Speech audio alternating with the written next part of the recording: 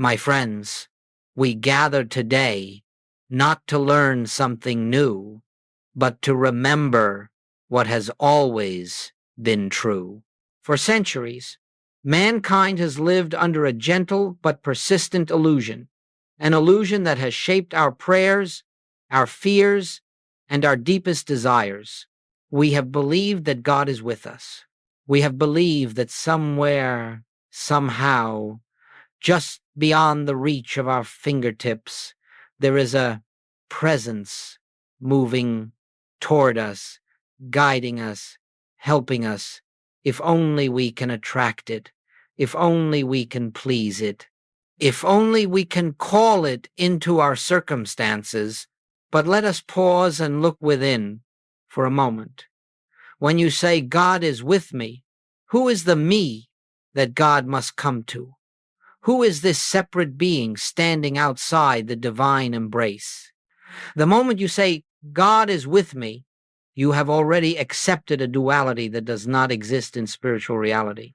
You have placed God on one side and yourself on the other, and you have begun the long, weary journey of trying to unite what was never separate.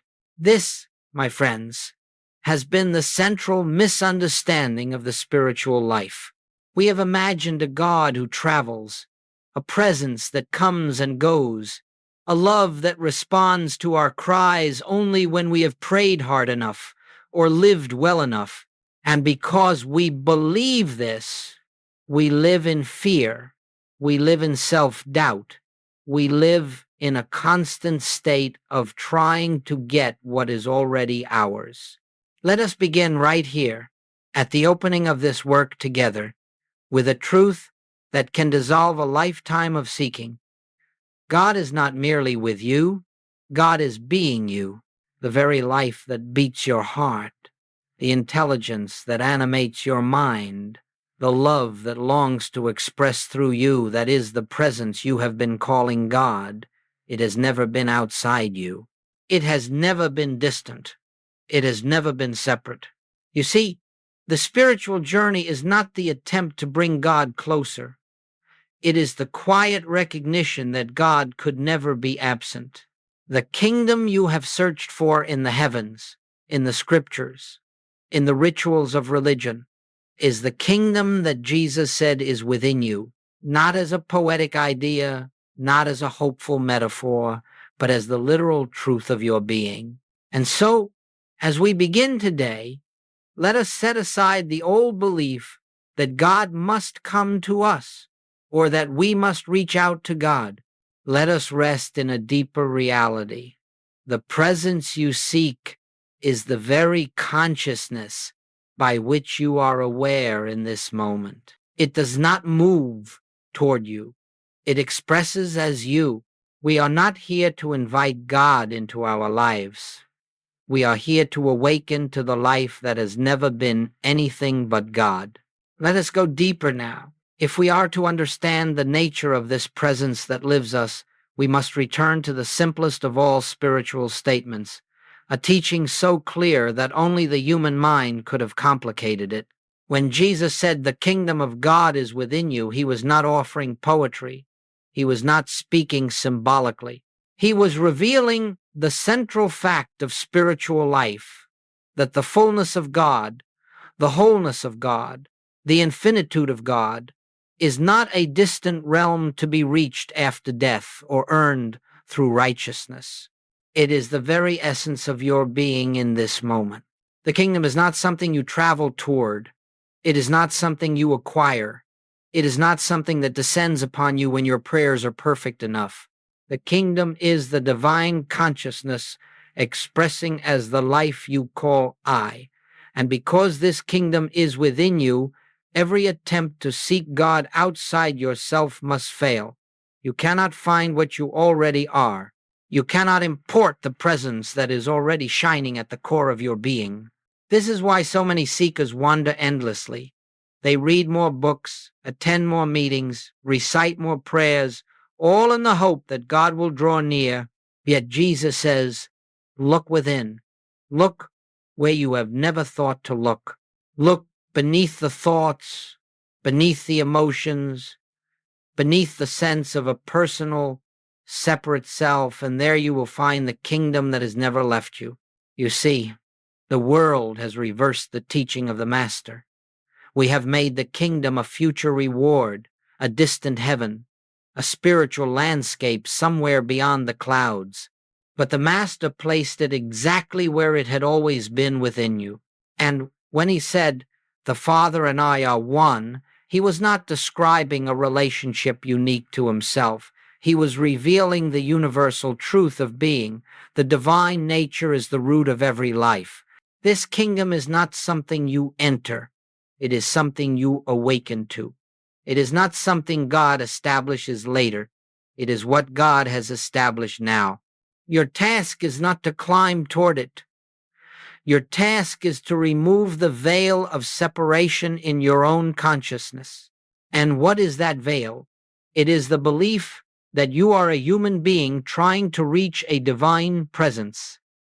It is the belief that God is somewhere else.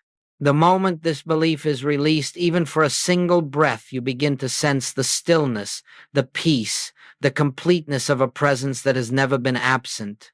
The kingdom within does not shout. It does not force itself into your awareness. It is a gentle unfolding, a quiet recognition that the life you have called me is, in truth, the life of God expressing in individual form. When you truly understand this, you will stop searching outside. You will stop begging for what is already within, and you will begin to live from the consciousness that Jesus intended not as a seeker of God, but as an expression of God. As we move forward, let us look more deeply at this great transition. Every sincere seeker must eventually make the shift from duality to oneness. It is not an intellectual shift. It is not the acceptance of a doctrine. It is a profound change in consciousness, a spiritual awakening in which you see clearly that there is not God and you. There is only God appearing as you. Duality is the oldest illusion known to mankind. It is the belief that there are two powers, two beings, two existences, one divine, one human, one perfect, one flawed, one infinite, one limited. And all suffering, every conflict, every fear in your life arises from this belief in oneness. The moment you think you stand apart from the presence, you begin to doubt, to struggle, to defend, to seek. You begin to live as a creature separate from its source. But this separation exists nowhere except in human belief. It has no spiritual reality. It has no divine sanction. It is no more real than a shadow mistaken for substance. And the instant this veil begins to lift, the instant you recognize that the life you are living is not a personal life but a divine expression, the entire structure of fear collapses. Let me say this plainly so that you do not miss it. God is not accompanying your life. God is the life you are living. You are not a mortal being borrowing breath from infinity. You are not a fragile personality hoping for divine support. The very breath you breathe is the movement of God. The very intelligence that thinks is an activity of the divine mind. The love you feel, the intuition that guides you, the compassion that arises in you, these are not human virtues. They are the nature of God expressing as individual consciousness. When you look at a wave in the ocean, you do not say, "Here is the wave, and somewhere else is the ocean." No, the wave is the ocean in expression. Its form may rise and fall, its shape may shift, but its essence is the same infinite substance. And so it is with you. The form you call my life, my personality, my story, is simply the divine life taking individual expression. Your essence has never been separate from its source. The human sense of self, the one who fears, who doubts, who seeks approval, who struggles, is not the real you. It is a temporary mask formed by the belief that you are a separated being. And as long as you live as that mask, you will experience the limitations of that belief. But the moment you begin to identify not with the mask, but with the life behind it, every limitation begins to dissolve. This shift from duality to oneness is not achieved through effort. You cannot force it. You cannot will it. You cannot study your way into it. It comes through recognition.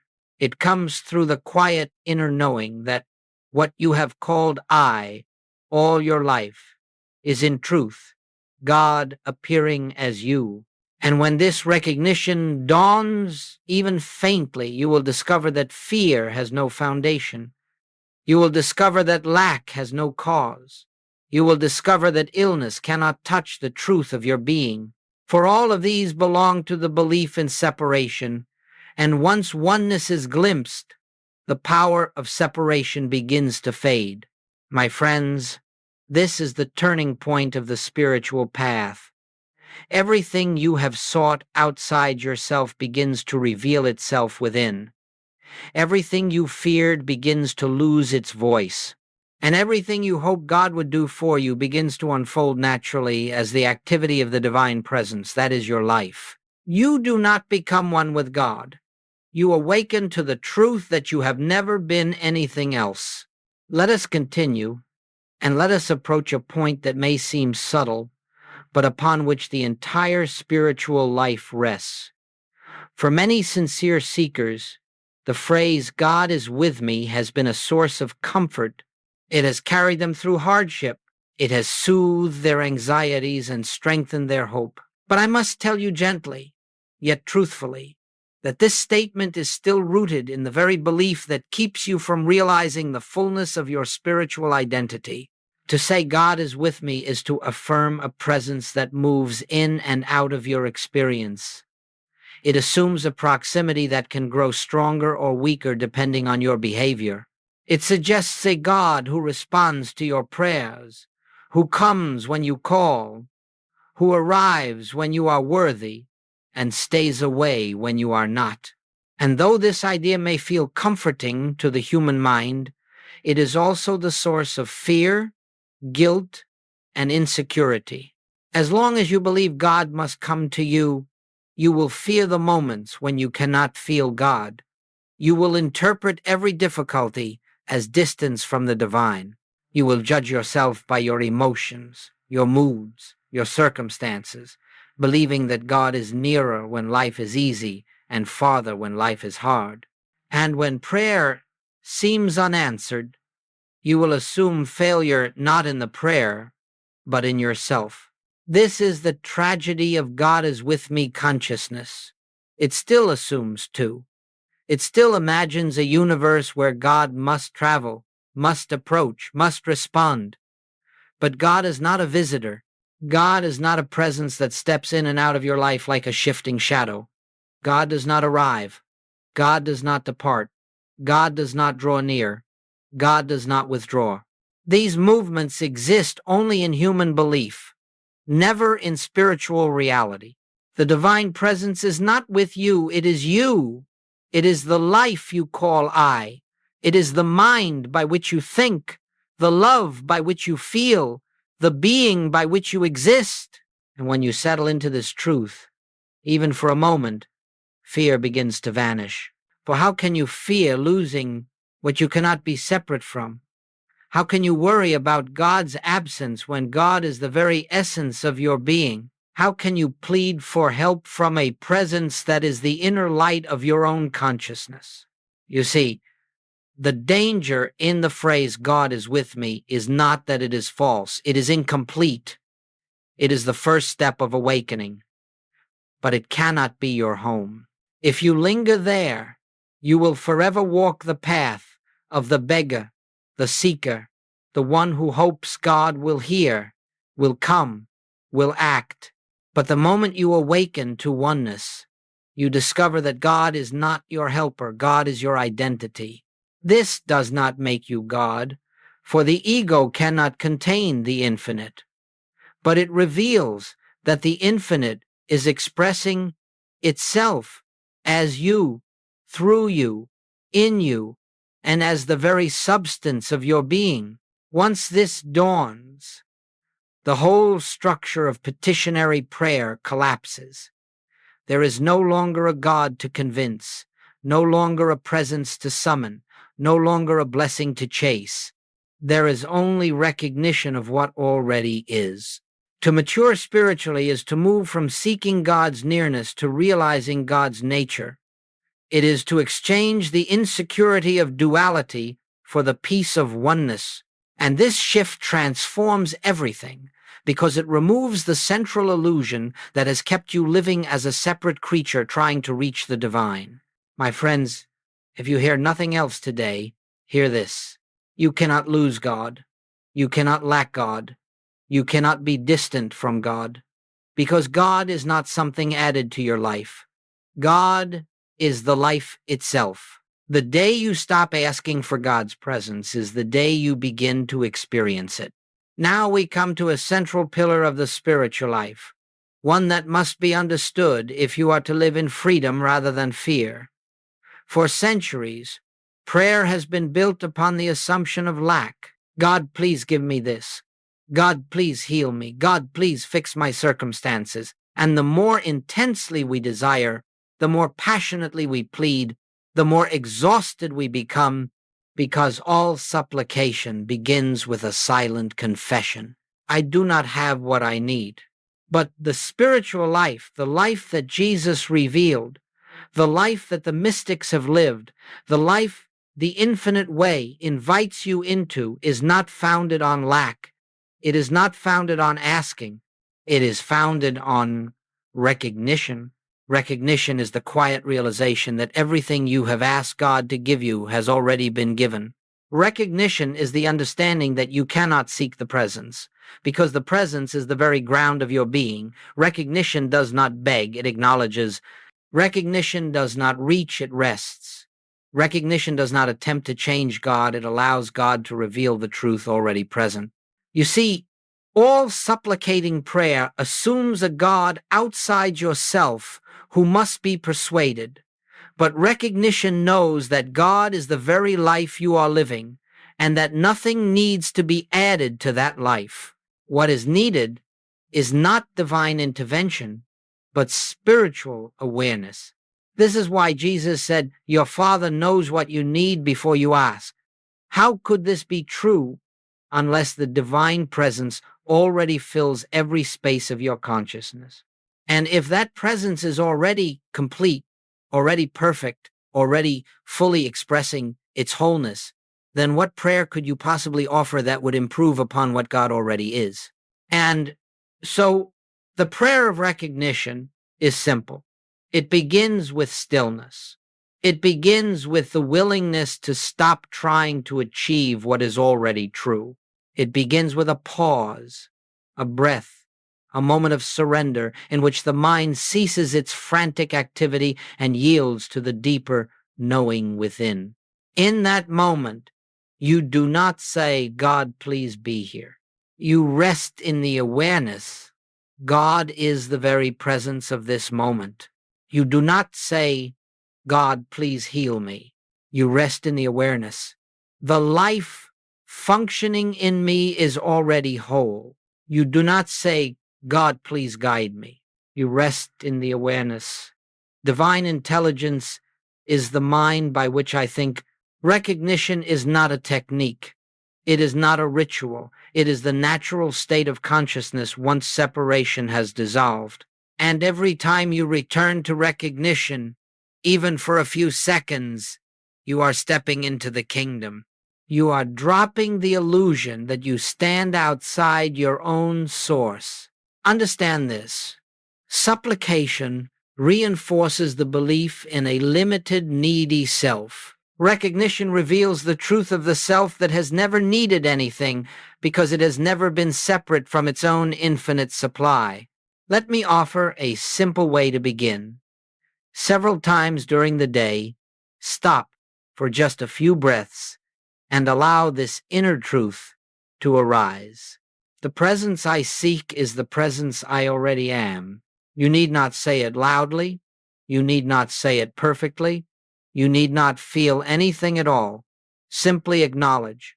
Simply recognize, simply rest, and you will find that as recognition becomes your way of life, fear begins to lose its authority, anxiety loses its grip, confusion softens, and the subtle but unmistakable guidance of the divine presence begins to reveal itself in your thoughts, your actions, and the unfolding of your day. My friends, you have spent many years asking. Now begin to discover the joy of recognizing. Let us now consider what happens practically, tangibly, unmistakably, when the consciousness of God shifts from being something outside you to the recognition of God as your very life. For this is not theory. This is not philosophy. This is not the memorizing of spiritual ideas. The moment you stop living as a separate creature and begin to rest in the truth of divine identity, everything in your life begins to take on a different tone, a different rhythm, a different quality of unfolding. The first transformation you will notice is this: fear begins to dissolve. Fear can survive only where separation is believed. Fear requires a me who must face life alone, who must protect, defend, and control. But when you recognize that the life living you is the same infinite presence that has formed galaxies and guides the stars, fear loses its foundation. You discover that you are not navigating life by yourself. Life is guiding you from within. The second transformation is clarity, where once decisions were made through analysis, through worry, through trying to calculate outcomes, now decisions arise from a calm inner knowing. You begin to live intuitively, not impulsively, but from the quiet assurance that the divine intelligence that formed your being continues to govern your experience. Ideas come when they are needed. Guidance appears without strain. You do not reach for answers, they reveal themselves. The third transformation is peace, even when nothing has changed externally. The moment you recognize God as the life you are living, you cease trying to fix the world around you. You cease believing that your peace depends upon circumstances. You discover that peace is the nature of the divine presence itself, and that presence is the ground of your being. This inner stillness becomes your home, your refuge, your atmosphere, even when the world storms around you. The fourth transformation is found in relationships. When you no longer see yourself as a separate human personality, you stop demanding, expecting, or fearing the behavior of others. You realize that everyone around you is also the expression of God, though many do not yet know it. And this recognition softens your gaze. You begin to behold the divine behind the human mask. Conflict loses its bite. Judgment loses its power. Compassion rises naturally, not as an emotional effort, but as the very nature of the presence expressing itself as you. The fifth transformation is supply. When you no longer see yourself as a limited human being trying to acquire good, but as the expression of the infinite source itself, lack loses its meaning. You stop living from desperation and begin living from completeness. This does not mean money falls from the sky. It means that the consciousness of wholeness draws into your experience the forms that match it. Opportunities, ideas, relationships, provision. The law of consciousness is simple. What you recognize within becomes the pattern of life without. Let me offer a gentle story, not as proof, but as illustration. A woman who spent years praying desperately for financial help finally encountered the teaching of inner recognition. Instead of begging God for supply, she began each day resting in the awareness. The source of all life flows as my life now. She did this without expectation, without trying to influence events. Weeks passed. The fear of lack began to quiet. Her decisions became clearer. She stopped chasing solutions and began acting from peace. And gradually, almost without noticing when it happened, her outer circumstances shifted. A new opportunity came. A long-delayed project opened. What had seemed impossible became natural. Nothing magical occurred. Consciousness changed, and experience followed as it always must. The sixth transformation is healing. Where once the body was feared as fragile, vulnerable, and separate from spirit, you now see it as an instrument through which the divine presence expresses. This does not deny physical conditions. It simply refuses to build identity around them. You begin to understand that the body responds to consciousness, and as fear dissolves, as separation dissolves, as inner peace becomes natural, the body often reflects that harmony, sometimes quickly, sometimes gradually, but always in accordance with the changes taking place within. And finally, the deepest transformation is freedom. When you know that God is the life living you, the entire burden of existence lifts. You no longer wrestle with life. You no longer battle circumstances. You no longer attempt to force spiritual growth. You rest, you allow, you listen, and you discover that the same presence that animates your life is unfolding your path with a wisdom far greater than human effort could achieve. My friends, life does not transform because God intervenes. Life transforms because your consciousness awakens. Now, let us turn to the heart of spiritual practice, not the outer rituals, not the spoken prayers, not the mental affirmations, but the interior stillness where the presence reveals itself. For if the kingdom of God is within you, then you must learn how to enter that inner sanctuary, not through effort, not through imagination, but through the simple grace of becoming still. The great mistake of spiritual practice is the belief that it must be active. You have been taught to speak to God, to call upon God, to plead with God, to chant, to visualize, to fill the mind with holy thoughts.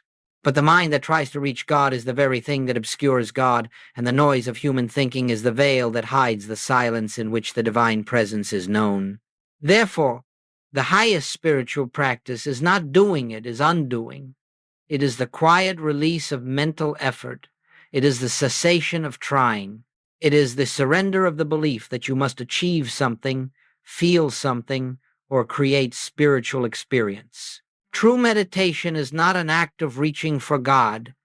It is the stillness in which you discover that God has already been here all along. Let me say this plainly. The presence is not found through words. The presence is not found through thought. The presence is found in the absence of both. When you sit quietly, not to get something, not to change something, not to force a feeling, but simply to be, you begin to feel a subtle shift. The mind softens, the body relaxes, the breath finds its natural rhythm, and in that stillness, you become aware of a quiet, living presence at the core of your being. It is not felt through sensation. It is not heard through sound. It is known through a deep, wordless awareness.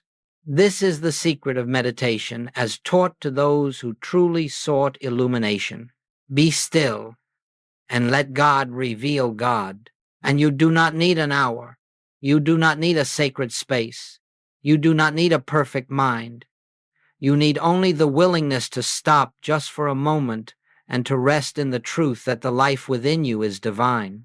Let me guide you into a simple practice, not as a technique, but as a doorway.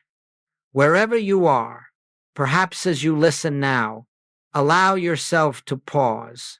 No effort, no striving, no attempt to reach out. Simply let the next breath be natural. And now, in this quietness, recognize not with the mind, not with words, but with inner awareness. God is the very presence of this moment. Do not try to feel God. Do not try to experience something mystical. Simply recognize and rest.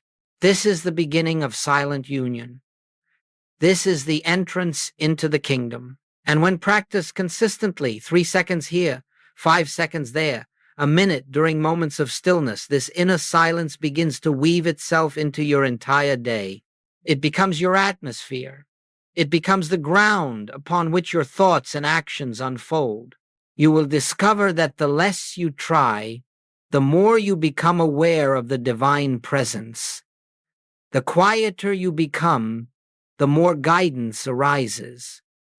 The more deeply you rest, the more easily life flows.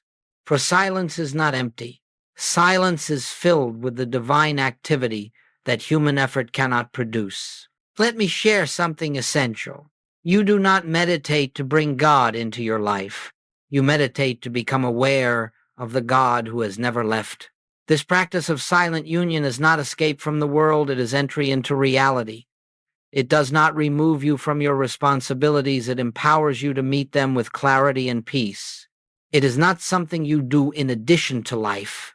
It becomes the very foundation of life. And as you return to this silence throughout your day, between tasks, in moments of uncertainty, before speaking, before acting, you will find that solutions arise without effort, opportunities appear without strain, and peace remains even amid challenges. Why? Because you are no longer living from a human sense of self. You are living from the presence within. This is the true meditation. This is the doorway to the kingdom. This is the practice that dissolves the illusion of separation and reveals the oneness that has always been the truth of your being. Now that we have entered the silence together, let us speak of what comes next, not merely the recognition of God within, but the living of that truth in daily experience. For spiritual awareness is not confined to the quiet moments. It is meant to be carried into every action, every conversation, every circumstance of life. The purpose of realization is not to retreat from the world, but to illuminate it from within. The question is not, how do I act more spiritual? The question is, how do I allow the divine presence to express itself as my life? This is the essence of oneness, not that you adorn yourself with spiritual words or practices, but that you stop living as a separate self and begin to yield to the deeper life that seeks to express through you. You do not become divine. You permit the divine nature already within to shine unobstructed. When you live as the expression of God, something beautiful happens. Your actions lose their strain. Your efforts lose their desperation. Your decisions lose their confusion. For you are no longer acting from personal will. You are flowing from the inner presence. Consider this. The branch does not struggle to bear fruit. It does not demand strength, nor plead for nourishment, nor worry about the seasons. It simply abides in the vine, and the life of the vine expresses as the fruit. So too, when you abide in the inner presence, when you recognize yourself as the expression of the divine, your life begins to bear its natural fruit without effort. Let us explore how this unfolds in daily living. In your work, you stop asking, "What should I do?" and begin listening inwardly. What would love express here? What would intelligence reveal here? What is the next effortless step? Actions arise without anxiety because they do not come from the limited human mind. In your relationships, you cease projecting your fears, expectations, and insecurities onto others. Instead, you behold the truth that each person before you is also a vessel of the same divine presence. Even when their behavior seems unkind or confused, you recognize that the Christ within them remains untouched. This recognition shifts interactions in ways that force can never achieve. In moments of challenge, you stop asking, "Why is this happening to me?" and begin resting in the truth. This circumstance cannot alter my spiritual identity. God is the life I am. Nothing can oppose the nature of God expressing itself. And from this awareness, wisdom unfolds. Solutions appear.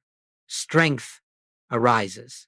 In moments of success, you no longer cling to achievements as personal accomplishments, nor fear their loss. You understand that success is simply one form through which the divine presence has chosen to express temporarily. You do not grasp it. You do not exalt in it. You receive it with gratitude and release it with grace. In moments of failure, you do not collapse into guilt or self-condemnation. You recognize that failure belongs only to the human sense of self, not to the divine identity. And so, failure does not define you. It becomes a passing appearance that cannot touch the truth of your being. Living as the expression of God is not a lofty ideal. It is the simplest way of life. It means you cease trying to be something holy, wise, good, successful, and instead recognize that everything God is already seeks expression through you. You do not have to force compassion. Compassion flows naturally when you stop defending yourself. You do not have to force patience. Patience appears when you rest in inner peace. You do not have to force love. Love expresses itself when you recognize your unity with all life. This is why Jesus said, "Let your light shine." Not create your light, not polish it, not defend it. Simply let it shine. The light is already within. The life is already within. The wisdom is already within. The kingdom is already within. Your task is not to make these things happen. Your task is to remove the false identity that has hidden them. And so spiritual living becomes effortless, not passive, but surrendered, not inactive, but receptive, not self-centered, but God-centered. When you truly recognize your oneness with the divine, you discover that life is not something you must manage. Life is something you must allow. And now, as we bring this period of inner contemplation to a close, let us return to the very first truth with which we began, because all spiritual realization, no matter how deep, always circles back to the same simplicity. God is not merely with you. God is being you. Everything we have explored today, oneness, silent union, inner guidance, effortless living, flows from this one foundational realization. You have not been walking toward God. You have not been growing closer to God. You have not been trying to reach a presence outside yourself. You have been awakening to the presence that has never been absent. Let your heart rest in this. There is no separation to overcome. There is no distance to bridge.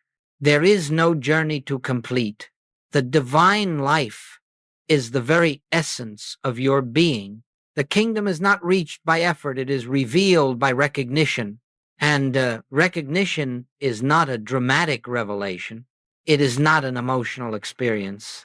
It is not a spiritual fireworks display. It is a quiet, gentle knowing that arises in the stillness of your own consciousness.